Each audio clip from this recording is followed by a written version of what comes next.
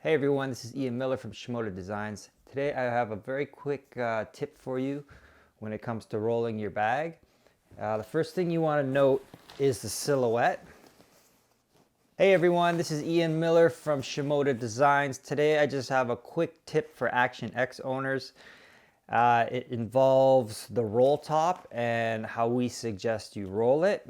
You'll notice on your bag that it says right here, it says roll forward, close at back. So what I see most people doing, and we've had a few questions about it in the email inbox, is people will roll it forward and then just quickly close it at the top. So when you close it at the top, basically this is what it's going to look like. Now, for me personally, I'm not a big fan of how this looks. You might not care, and that's fine, but I just want to show you how we recommend you do it. So let's start again. We have it rolled open, roll it forward, and then close it at the back. So this will give you a much nicer silhouette. It's a cleaner overall look.